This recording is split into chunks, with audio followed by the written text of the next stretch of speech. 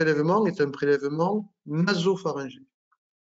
Les tests salivaires ne sont pas aujourd'hui assez fiables parce que la concentration du virus n'est pas assez importante dans la salive pour pouvoir avoir une bonne réponse et ne pas prendre le risque de faire des tests des faux négatifs.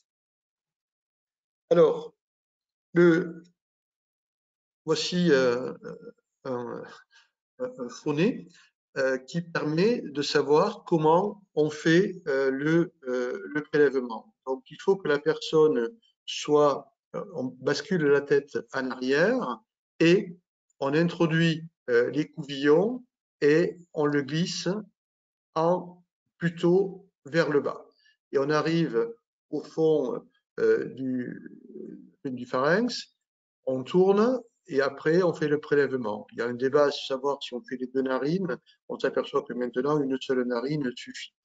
Quand on regarde ce qui se passe, eh bien on voit que on est sur la partie, pardon, j'essaie de me caler sur la caméra, on est sur le nasopharynx. Ce qu'il ne faut pas faire, et c'est ce qui est appris sur le geste, puisque aujourd'hui beaucoup de personnes font le geste, des laborantins, des étudiants, etc.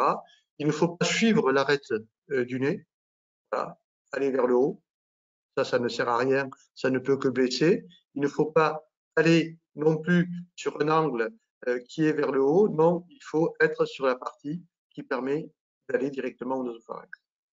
Donc, c'est pas un geste très compliqué. Bien sûr, c'est un geste qui est intrusif, qui peut impressionner, mais c'est un geste qui est devenu banal pour toute une série de professions. Bien sûr, on va mettre en place des apprentissages avec ces nez qui permettent de s'entraîner, de se rassurer.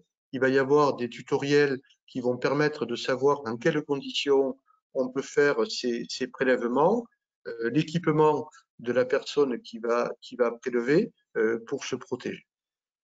Le test, le gros avantage, c'est qu'on a ce résultat en 15-30 minutes.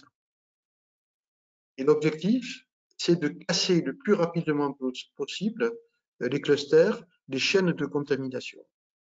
Et donc, on ne sera pas assis de trop avec les médecins, les infirmiers, les pharmaciens et les biologistes pour faire ce travail qui permet d'éviter une propagation de la contamination parce qu'on n'a pas dépisté à temps des personnes qui étaient positives. Donc, c'est un enjeu majeur.